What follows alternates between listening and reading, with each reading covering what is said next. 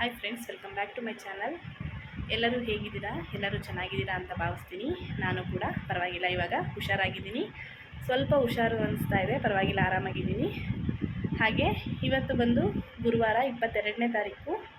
ಇವತ್ತಿನ ವ್ಲಾಗ್ನ ನಾನು ರಾತ್ರಿ 8 ಗಂಟೆ ಆಗಿದೆ, 8 ಕಾಲಾಗಿದೆ, ಇವಾಗ ಸ್ಟಾರ್ಟ್ ಮಾಡ್ತಾ ಇದ್ದೀನಿ. ಏನಪ್ಪ ಇಷ್ಟೊತ್ತಲ್ಲಿ ವ್ಲಾಗ್ ಸ್ಟಾರ್ಟ್ ಮಾಡ್ತಾ ಇದ್ದಾರೆ ಅನ್ಕೋತಾ ಇದ್ದೀರಾ? ನಾಳೆ ಹಬ್ಬ ಮಾಡ್ತಾಯಿದ್ದೀನಿ ಅಂತ ಅನ್ಕೋತಾ ಇದ್ದೀರಾ? ಇಲ್ಲ, ಇನ್ನೂ ಹುಷಾರಾಗಿಲ್ಲ. ಸ್ವಲ್ಪ ಮನೆಯೆಲ್ಲ ಕ್ಲೀನ್ ಮಾಡ್ಕೊಂಡಿಲ್ಲ ನಾನು ಅಷ್ಟು, ಅಡುಗೆ ಮನೆನ. ಹಾಗಾಗಿ ನನ್ನ ತಂಗಿ ಮನೆಯಲ್ಲಿ ಬಂದು ಇವತ್ತು ನಾಳೆ ಲಕ್ಷ್ಮಿ ಕೂರಿಸ್ತಾರೆ. ಹಾಗಾಗಿ ಅದಕ್ಕೋಸ್ಕರ ಸ್ವಲ್ಪ ಅವಳು ಇದೇ ಮೊದಲನೇ ಸಲ, ಎರಡನೇ ಅವಳು ಕೂರಿಸ್ತಾಳೆ, ಕೊನೆಯವಳು ಕೂರಿಸ್ತಾ ಇರಲಿಲ್ಲ. ಇದು ಫಸ್ಟ್ ಟೈಮ್ ಅವಳು ಕೂರಿಸ್ಬೇಕು ಅಂತ ಅಂದ್ಬಿಟ್ಟು ಅಂದ್ಕೊಂಡಿದ್ದಾಳೆ. ಹಾಗಾಗಿ ಇವತ್ತು ಸ್ವಲ್ಪ ಅವಳಿಗೆ ಎಲ್ಲ ಏನು ತೊಗೋಬೇಕು ಮಾಡಬೇಕು ಅಂತ ಎಲ್ಲ ಫೋನಲ್ಲೇ ಹೇಳಿದ್ದೆ, ತೊಗೊಂಡಿದ್ದಾಳೆ ಆದಷ್ಟು. ಈಗ ನೈಟ್ಗೆ ಒಂದು ಸ್ವಲ್ಪ ಸೀರೆ ಎಲ್ಲ ಉಡಿಸ್ಕೊಟ್ಟು ಸ್ವಲ್ಪ ರೆಡಿ ಮಾಡಿಕೊಟ್ಟು ಬರೋಣ ಅಂತ ಅಂದ್ಕೊಂಡು, ಹುಷಾರಿಲ್ಲ ಅಂತ ಪಾಪ ಅವಳು ಏನಕ್ಕೂ ಕರೆದಿಲ್ಲ. ಈಗ ನಮ್ಮ ಮನೆಯವರು ಬಾಮ್ಮ ನಾನೇ ಹೋಗ್ಲಿಕ್ಕೆ ಕರ್ಕೊಂಡೋಗಿ ಬರ್ತೀನಿ, ಒಂದು ಸ್ವಲ್ಪ ಹೊತ್ತು ಅವಳು ಫಸ್ಟ್ ಟೈಮ್ ಮಾಡ್ತಾಯಿದ್ದಾಳಲ್ಲ, ಅದಕ್ಕೆ ಒಂಚೂರು ಹೆಲ್ಪ್ ಆಗುತ್ತೆ ಅಂತ ಅಂದ್ಬಿಟ್ಟು. ಹಾಗಾಗಿ ಇವಾಗ ಹೋಗ್ತಾಯಿದ್ದೀವಿ, ಒಂದು ಅರ್ಧ ಗಂಟೆ 1 ಅವರ್ ನೋಡೋಣ. ನಮ್ಮ ಮನೆಯವರು ಇರೋದ್ರಿಂದ ತಲೆ ಕೆಡಿಸ್ಕೊಳ್ಳೋದೇನಿಲ್ಲ. ಹೋಗಿ ಒಂದು ಸ್ವಲ್ಪ ರೆಡಿ ಮಾಡಿಕೊಟ್ಟು ಬರೋಣ ಅಂತ ಅಂದ್ಕೊಂಡಿದ್ದೀನಿ.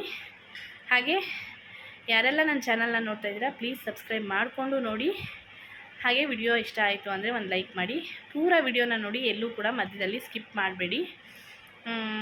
ಹೇಗೆ ಹೋಗುತ್ತೆ ವ್ಲಾಗು ಅನ್ನೋದನ್ನು ನೋಡೋಣ. ನಾನು ನಾಳೆನೂ ಕೂಡ ಆದಷ್ಟು ಶೇರ್ ಮಾಡ್ತೀನಿ ನಿಮ್ಮ ಜೊತೆ.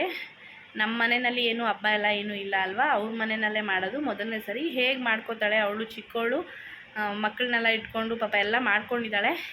ಮೊದಲನೇ ಸರಿಗೆ ಹೇಗೆ ಮಾಡ್ತಾಳೆ ಏನು ಅನ್ನೋದನ್ನು ಪ್ರತಿಯೊಂದನ್ನು ನಿಮ್ಮ ಜೊತೆ ಶೇರ್ ಮಾಡ್ಕೋತೀನಿ. ಆದಷ್ಟು ಸ್ವಲ್ಪ ಸ್ವಲ್ಪ ವಿಡಿಯೋಸ್ನ ನೋಡೋಣ ಹೇಗೆ ಹೋಗುತ್ತೆ ಅನ್ನೋದನ್ನು. ಹಾಗೆ ಈ ವಿಡಿಯೋ ನಿಮಗೆ ಇಷ್ಟ ಆಯಿತು ಅಂದರೆ ನಿಮ್ಮ ಫ್ಯಾಮಿಲಿ ಮೆಂಬರ್ಸ್ಗೂ ಕೂಡ ಶೇರ್ ಮಾಡಿ ಅಂತ ಕೇಳ್ಕೊತೀನಿ. ಬನ್ನಿ ಇವತ್ತಿನ ವಿಡಿಯೋನ ಸ್ಟಾರ್ಟ್ ಮಾಡೋಣ. ಹಾಗೆ ನಾನು ಯಾವಾಗಪ್ಪ ಮಾಡ್ತೀನಿ ಅಂತ ಅಂದ್ಬಿಟ್ಟಂದರೆ, ನನಗೆ ಇವಾಗ ಹುಷಾರಿಲ್ಲದೆ ಇರೋದ್ರಿಂದ ಇನ್ನು ಗ್ಯಾರಂಟಿನೇ ಇಲ್ಲ. ನಮ್ಮ ಮನೆಯವರು ನೋಡೋಣ ಬಿಡಮ್ಮ ಹುಷಾರಾಗು ನೀನು ಫಸ್ಟು ಅಂತಲೇ ಹೇಳ್ತಾ ಇದ್ದಾರೆ.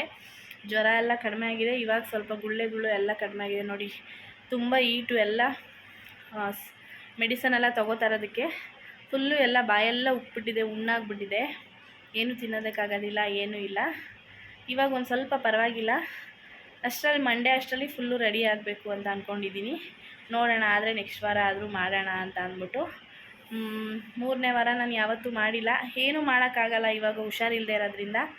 ಅದು ಬಿಟ್ಟರೆ 1 ವರ್ಷ ಹಾಗೆ ಬಿಡೋ ಥರ ಆಗೋಗ್ಬಿಡುತ್ತೆ. ಹಾಗೂ ನೋಡೋಣ, ದೀಪಾವಳಿ ಟೈಮ್ನಲ್ಲೂ ಲಕ್ಷ್ಮೀ ಪೂಜೆ ಮಾಡ್ತಾರಲ್ಲ, ಆ ಟೈಮಲ್ಲಿ ಮಾಡ್ಕೋಬೋದು ಅಂತ ಅಂದ್ಕೊಂಡಿದ್ದೆ. ನೋಡೋಣ ಹೇಗಾಗುತ್ತೆ ಅಂತ ಅಂದ್ಬಿಟ್ಟು.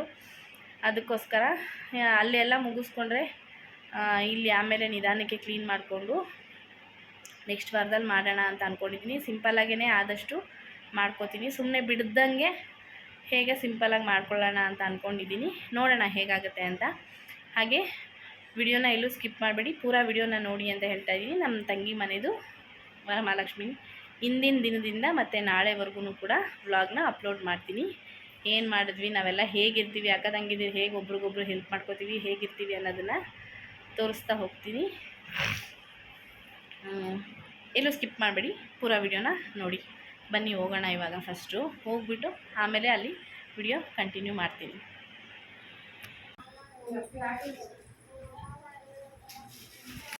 ಹಾಗೆ ಅಲ್ಲಿ ನನ್ನ ತಂಗಿ ಮನೆ ಹತ್ರನೂ ಕೂಡ ಹೋದ್ವಿ. ಅವಳು ಪಾಪ ಎಲ್ಲ ತೊಗೊಂಡು ಬಂದು ಹಾಗೆ ಹಾಲ್ನಲ್ಲೇ ಇಟ್ಕೊಂಡು ಎಲ್ಲ ರೆಡಿ ಮಾಡ್ಕೊಳ್ಳೋದಕ್ಕೆ ಅಂತಂದ್ಬಿಟ್ಟು ಎಲ್ಲ ತಂದು ಹಾಲಲ್ಲೇ ಇಟ್ಟಿದ್ಲು. ನಾವು ಅಷ್ಟೊತ್ತಿಗೆ ಹೋದ್ವಿ. ಹೋಗಿದ ತಕ್ಷಣ ನನ್ನ ಮಗಳು ಲೇಟ್ ಆಗುತ್ತಲ್ವ, ಹಾಗಾಗಿ ಬೇಗ ಇದೊಂಚೂರು ರೆಡಿ ಮಾಡಿಕೊಟ್ಬಿಡ್ತೀವಿ ಅಂತ ಅಂದ್ಬಿಟ್ಟು ನಾವು ಹೇಳ್ತಾಯಿದ್ವಿ. ಅದಕ್ಕೆ ಸರಿ ಫಸ್ಟು ಇಲ್ಲಾಗಾದರೆ ಇದೆಲ್ಲ ಸೈಡಿಗೆ ತಳ್ಳಿಬಿಟ್ಟು ಇಲ್ಲಿ ಇಷ್ಟು ದೇವರು ಇಡೋ ಜಾಗದಲ್ಲಿ ಅದೊಂಚೂರು ರೆಡಿ ಮಾಡಿಕೊಡ್ತೀನಿ ಅಪ್ಪಿ, ಒಂದು ಸ್ವಲ್ಪ ಡೆಕೋರೇಷನ್ ಮಾಡ್ಕೊಳ್ಳೋಣ. ಅದಾದಮೇಲೆ ನೀನು ನನಗೆ ಸ್ವಲ್ಪ ಸೀರೆ ಎಲ್ಲ ಉಡಿಸ್ಕೊಟ್ಬಿಟ್ಟು ಹೆಂಗೆ ಮಾಡಬೇಕು ಏನು ಅಂತ ಹೇಳ್ಕೊಟ್ಬಿಟ್ಟು ಹೋಗು ಸಾಕು ಅಂತ ಅಂದ್ಬಿಟ್ಟು ಹೇಳ್ತಾಯಿದ್ಲು. ಹಾಗೆ ಅವರಿಬ್ಬರೂ ಕೂಡ ಸೇರಿಕೊಂಡು ನೋಡಿ ಇಷ್ಟು ಸಿಂಪಲ್ಲಾಗಿ ಡೆಕೋರೇಟ್ ಮಾಡ್ಕೊಂಡಿದ್ದಾರೆ. ಅವಳು ಇದು ಮೊದಲನೇ ವರ್ಷ ಮಾಡ್ತಾ ಇರೋದ್ರಿಂದ ಏನೂ ಕೂಡ ತಗೊಂಡಿಲ್ಲ, ಅಂದರೆ ಟೇಬಲ್ಲು ಆ ಥರ ಟಿಪ್ಪ ಎಲ್ಲ ಏನೂ ಇಟ್ಕೊಂಡಿಲ್ಲ ಅವಳು. ಇನ್ನು ದೇವ್ರಿಗೆ ಅಂತ ಅಂದ್ಬಿಟ್ಟು ಸಿಂಪಲ್ಲಾಗಿ ಮಾಡೋಣ ಅಂತ ಅಂದ್ಕೊಂಡೇ ಹಾಗೆ ತೊಗೊಂಡ್ಳು. ಪರವಾಗಿಲ್ಲ, ಯಾರೂ ಅವಳು ಮಾಡಿರೋದನ್ನು ನೋಡಿದ್ರೆ ಮೊದಲನೇ ವರ್ಷ ಮಾಡ್ತಾಯಿದ್ದಾಳೆ ಅಂತ ಅಂದ್ಬಿಟ್ಟು ಅಂದ್ಕೊಳ್ಳೋ ಹಾಗೆ ಇಲ್ಲ. ಚೆನ್ನಾಗಿ ಮಾಡಿದ್ಲು ಕೂಡ ತುಂಬಾ.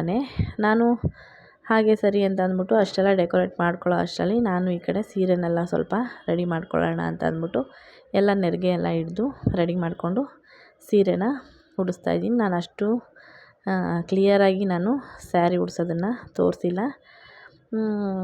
ನೋಡೋಣ ನೆಕ್ಸ್ಟ್ ವಿಡಿಯೋನಲ್ಲಿ ಮಾಡೋವಾಗ ನಮ್ಮ ಮನೆಯಲ್ಲೇನಾದರೂ ಮಾಡಿದ್ರೆ ಆ ಟೈಮಲ್ಲಿ ನಾನು ಡೀಟೇಲಾಗಿ ತೋರಿಸ್ತೀನಿ, ನಾನು ಹೇಗೆ ಉಡಿಸ್ತೀನಿ, ಹೇಗೆ ಮಾಡ್ತೀನಿ ಅಂತ ಅಂದ್ಬಿಟ್ಟು.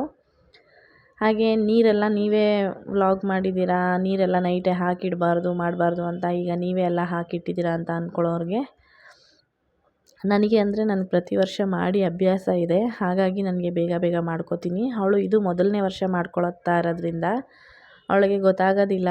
ಹಾಗಾಗಿ ಇಷ್ಟನ್ನು ಮಾಡಿಕೊಟ್ಟು ಹೋಗೋಣ ಅಂತ ಅಂದ್ಕೊಂಡು ಇದು ಮಾಡ್ತಾಯಿದ್ದೀನಿ. ಆಮೇಲೆ ಕಳ್ಸಕ್ಕೂ ಅಷ್ಟೇ, ಅವಳು ಬೆಳಗ್ಗೆ ಇನ್ನು ಅರ್ಜೆಂಟಲ್ಲಿ ನಾನು ಬರೀ ಕಾಯಿ ಇಟ್ಬಿಟ್ಟು ಮುಖವಾಡ ಇಟ್ಬಿಟ್ರೆ ಏನು ಮಾಡೋದು, ಹಾಗಾಗಿ ಅದಕ್ಕೆಲ್ಲ ಏನೇನು ಹಾಕಬೇಕು ಅದನ್ನು ಹೇಳ್ಕೊಟ್ಬಿಡಪ್ಪಿ, ನಾನು ಮಾಡ್ಕೊಂಬಿಡ್ತೀನಿ ಅಂತ ಅಂದ್ಬಿಟ್ಟು ಹೇಳ್ತಾಯಿದ್ಲು.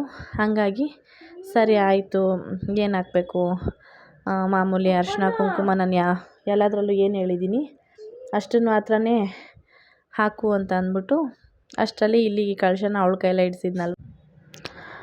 ಹಾಗೆ ಸ್ವಲ್ಪ ಸೀರೆನೆಲ್ಲ ಜೋಡಿಸ್ತಾ ಕ್ಲೀನಾಗಿ ನೆರಿಗೆ ಎಲ್ಲ ಸ್ವಲ್ಪ ಇದು ಮಾಡ್ತಾಯಿದ್ದೆ. ಅದು ಸಿಂಪಲ್ಲಾಗಿ ಕೆಳಗಡೆ ಒಂದು ಮಂಟಪನ ತೊಗೊಂಡಿದ್ಲು, ಅದನ್ನು ಇದು ಮಾಡಿಕೊಂಡು ಅದ್ರ ಮೇಲೇ ಇಡೋದು ಅಂತ ಅಂದ್ಬಿಟ್ಟು ಮಾಡ್ಕೊಂಡ್ವಿ. ಸಿಂಪಲ್ಲಾಗಿ ಪುಟ್ಟದಾಗಿ ಒಂಥರ ಚಿಕ್ಕದಾಗಿ ಬಂದಿತ್ತು, ಪದ್ಮಾಸನ ಹಾಕ್ಕೊಂಡು ಕೂತ್ಕೊಂಡಿರೋ ಥರ ಅಂತ ಅಂದ್ಬಿಟ್ಟು ಮಾಡಿದ್ವಿ. ಸ್ವಲ್ಪ ಹೈಟ್ ಇತ್ತು ಅಂದಿದ್ರೆ ತುಂಬಾ ಚೆನ್ನಾಗಿ ಬರ್ತಾಯಿತ್ತು ಸೀರೆ ಡಿಸೈನು ಎಲ್ಲ ನೆರಿಗೆ ಎಲ್ಲ. ಸ್ವಲ್ಪ ಕೆಳಗೆ ಮಾಡಿದ್ರಿಂದ ಸಿಂಪಲ್ಲಾಗಿ ಇಷ್ಟಕ್ಕೆ ಬಂತು. ಅದಾದಮೇಲೆ ನಾನು ಏನೇನು ಹಾಕಬೇಕು ಅಂತ ಅಂದ್ಬಿಟ್ಟೆಲ್ಲ ಇದು ಮಾಡಿದೆ. ಪಾಪ ಹಾಕಿ ಎಲ್ಲ ಇಟ್ಕೊಂಡು ನೆಕ್ಸ್ಟ್ ಸರಿಯಿಂದ ನಾನು ಇದನ್ನೆಲ್ಲ ನೋಡ್ಕೊತೀನಿ, ಎಲ್ಲ ರೆಡಿ ಮಾಡಿ ಇಟ್ಕೊಂಡು ಬೆಳಗ್ಗೆನೇ ಹಾಕ್ತೀನಿ. ಆಮೇಲೆ ಮೊದಲನೇ ಸರಿ ಮಾಡಿದೆ ಎಂಥವ್ರಿಗೂ ಏನೋ ಗಡಿಬಿಡಿ. ಇವಾಗ ಎಷ್ಟೇ ಕರೆಕ್ಟಾಗಿ ನಾವಿವಾಗ ಒಂದು 16 ವರ್ಷದಿಂದ ಮಾಡ್ಕೊಂಡು ಬರ್ತಾಯಿದ್ದೀನಿ. ನಾನು ಮಾಡ್ಕೊಂಡು ಬಂದ್ರೂ ಕೂಡ ಆ ಟೈಮ್ನಲ್ಲಿ ಒಂದಲ್ಲ ಒಂದು ಮರ್ತೋಗಿರ್ತೀವಿ, ಜ್ಞಾಪಕ ಇರಲ್ಲ, ಆ ಥರ ಆಗೋಗ್ಬಿಡುತ್ತೆ. ಏನಾದರೂ ಒಂದು ಮಿಸ್ಟೇಕ್ ಮಾಡೇ ಇರ್ತೀವಿ. ಎಲ್ಲರೂ ಪರ್ಫೆಕ್ಟ್ ಅಂತ ಹೇಳೋದಕ್ಕೆ ಆಗೋದೇ ಇಲ್ಲ ಅಲ್ವಾ. ಹಾಗಾಗಿ ಅದೊಂದನ್ನು ಸ್ವಲ್ಪ ತೋರಿಸ್ಕೊಟ್ಟಿದ್ದೆ. ಪರವಾಗಿಲ್ಲ, ಏನೂ ಆಗೋಲ್ಲ, ಕೈ ಮುಕ್ಕೊಂಡು ಮಾಡು ಅಂತ ಅಂದ್ಕೊಂಡು. ಅದಾದಮೇಲೆ ಮುಖವಾಡಕ್ಕೂ ಕೂಡ ಮುಖಪದ್ಮಕ್ಕೆ ಈ ಥರ ಅಲಂಕಾರ ಮಾಡಿ ಕೊಟ್ಟಿದ್ದೆ. ಮಾಡು ನೀನೇ ಅಂತ ಅಂದ್ಬಿಟ್ಟು ಹೇಳಿದೆ. ಇಲ್ಲ, ನೀನು ಮಾಡಿಕೊಡು ನನಗೆ ಅಂತ ಅಂದ್ಬಿಟ್ಟು ಅಂದಿದ್ಲು. ಸರಿ ಅಂತ ಅಂದ್ಬಿಟ್ಟು ಮಾಡಿದ್ದೆ. ಮತ್ತು ಬೆಳಿಗ್ಗೆ ಬಂದು ನಾನು ಅಲ್ಲಿ ಹೋಗೂ ಇರಲಿಲ್ಲ, ಏನೂ ಇಲ್ಲ, ಹುಷಾರಿರಲಿಲ್ಲ. ಹಾಗಾಗಿ ಪಾಪ ಸಿಂಪಲ್ಲಾಗಿ ಅವರು ನಾರ್ಮಲ್ ವಿಡಿಯೋ ಮಾಡ್ಕೊಳ್ಳೋ ಥರ ಎಷ್ಟಾಗುತ್ತೋ ಅಷ್ಟು ಮಾಡ್ಕೊ ಅಂತಂದೆ. ಪಾಪ ಮಕ್ಕಳು ಕೂಡ ಚಿಕ್ಕವರು, ಅಷ್ಟು ಗೊತ್ತಾಗೋದಿಲ್ಲ ಅಂತ ಅಂದ್ಬಿಟ್ಟು ಅವ್ರ ಗಂಡ ಹೆಂಡ್ತಿರು ಮೊದಲನೇ ಸರಿ ಮಾಡ್ತಾಯಿದ್ಯಲ್ವ, ಹಾಗಾಗಿ ಲಕ್ಷ್ಮಿನ ಸೇರು ಹೊದಿಸಿ ಒಳಗಡೆ ಕರ್ಕೊ ಅಂತ ಅಂದ್ಬಿಟ್ಟು ಹೇಳಿದ್ದೆ. ಸೇರೆಲ್ಲ ನಮ್ಮ ಮನೇಲಿ ಇಲ್ಲದೇ ಇರೋದ್ರಿಂದ ಪುಟ್ಟ ಲೋಟದಲ್ಲೇ ಇಟ್ಟು ಅವಳಿಗೆ ಬಂದ ರೀತಿಯಲ್ಲಿ ಮಾಡ್ಕೊಂಡಿದ್ದಾಳೆ. ಹಾಗೆ ಅಮ್ಮ ತಾಯಿ ವರಮಹಾಲಕ್ಷ್ಮಿ ನನ್ನ ತಂಗಿ ಏನು ಬೇಡ್ಕೊಂಡಿದ್ದಾಳೆ ಅವಳಿಗೆ ಎಲ್ಲನೂ ಕೂಡ ಅನುಗ್ರಹ ಮಾಡಲಿ ಅಂತ ಅಂದ್ಕೊಂಡು ಕೇಳ್ಕೊತೀನಿ.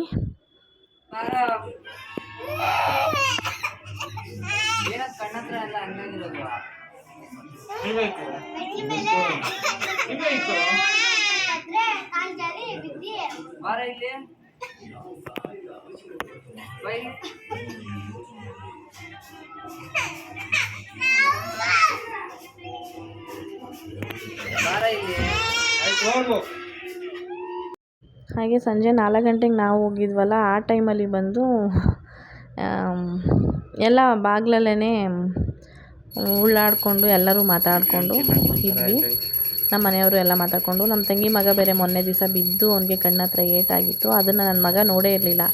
ಅವನು ನೋಡಿಬಿಟ್ಟು ಏನಾಯಿತು ಬಾಯಿಲಿ ಅಂತ ಅಂದ್ಕೊಂಡು ಎಲ್ಲ ಮಾತಾಡಿಸ್ತಾಯಿದ್ರು, ಗಲಾಟೆ ಮಾಡ್ತಾಯಿದ್ದ. ಅದಾದಮೇಲೆ ಸಂಜೆ ಪೂಜೆ ಮಾಡ್ತಾಯಿದ್ರು.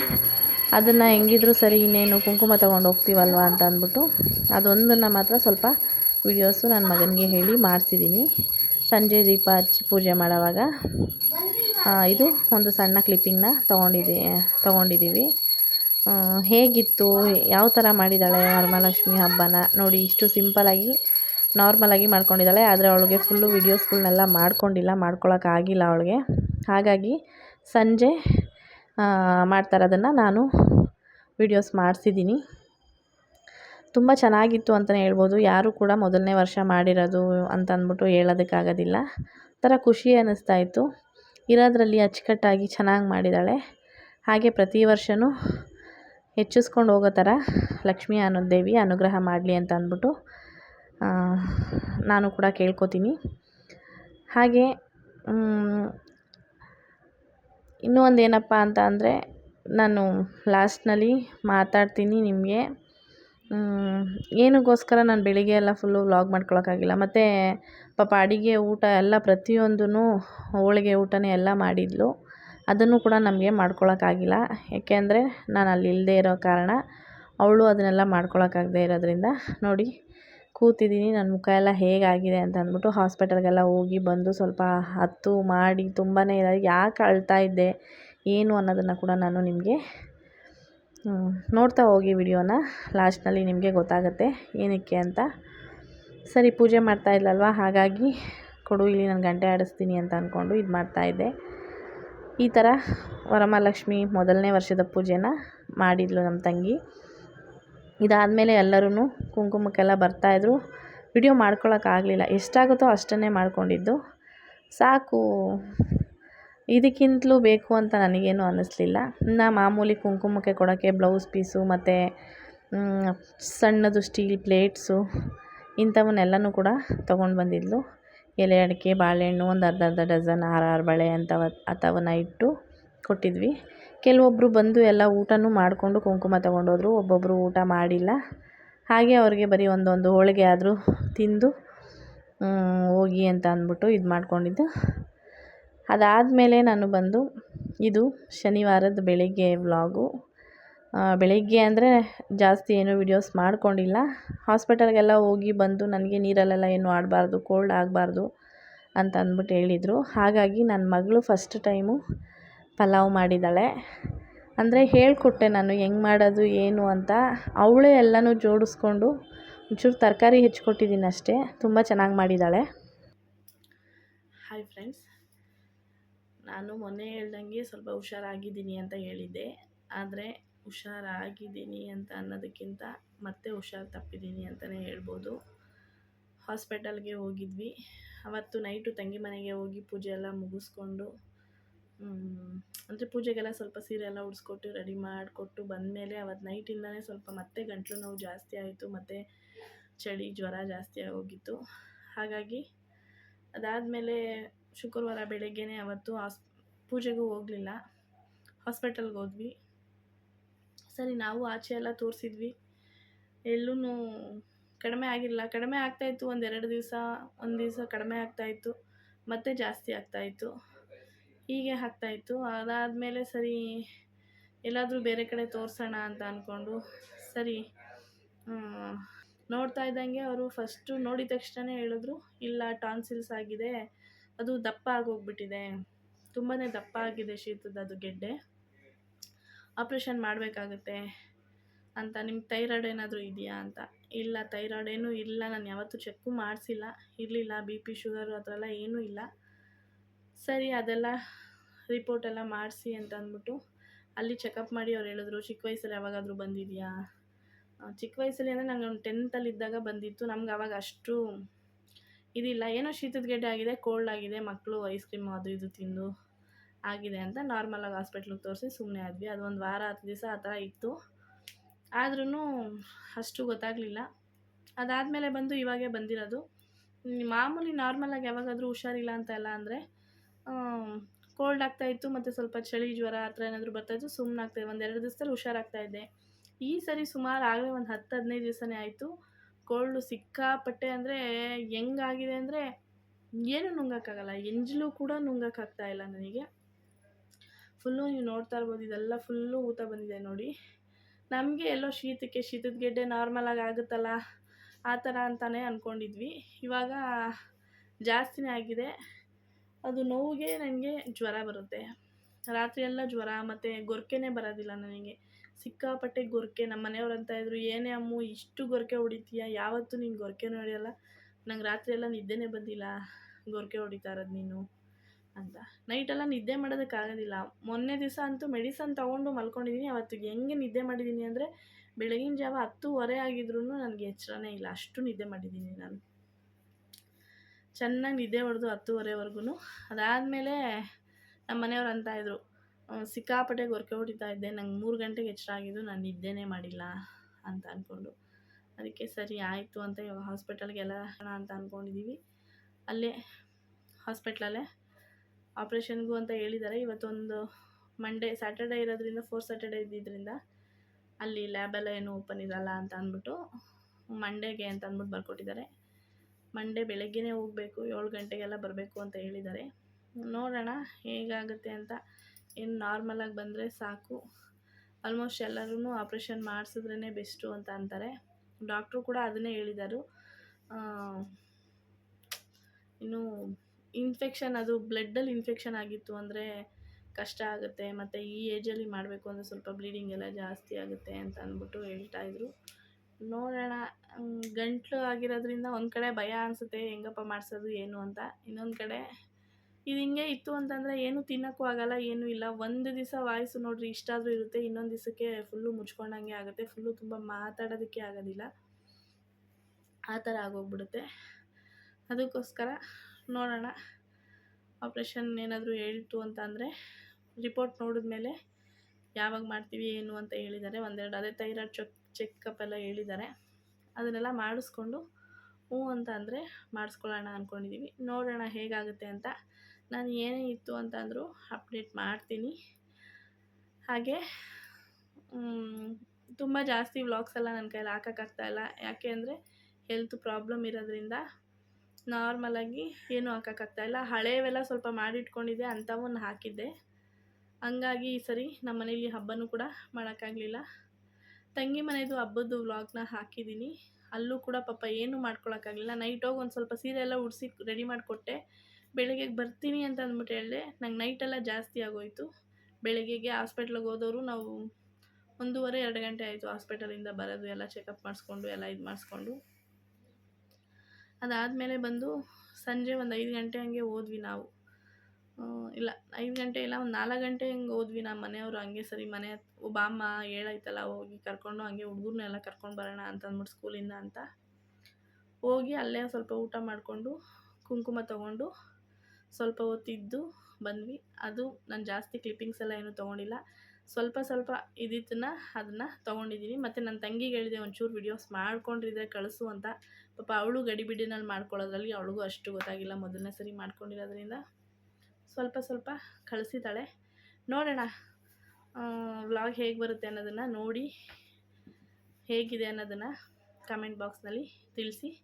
ವಿಡಿಯೋ ಇಷ್ಟ ಆಯಿತು ಅಂದರೆ ಪ್ಲೀಸ್ ಒಂದು ಲೈಕ್ ಮಾಡಿ ಅಂತ ಕೇಳ್ಕೊತೀನಿ. ನೆಕ್ಸ್ಟು ವ್ಲಾಗ್ನ ಹಾಗೆ ಕಂಟಿನ್ಯೂ ಮಾಡ್ತೀನಿ. ಮಂಡೇ ಹಾಸ್ಪಿಟಲ್ಗೆ ಹೋದ್ಮೇಲೆ ಏನಾಗುತ್ತೆ ಏನು ಅನ್ನೋದನ್ನು ಕೂಡ ನಾನು ನಿಮ್ಮ ಜೊತೆ ಶೇರ್ ಮಾಡ್ಕೋತೀನಿ.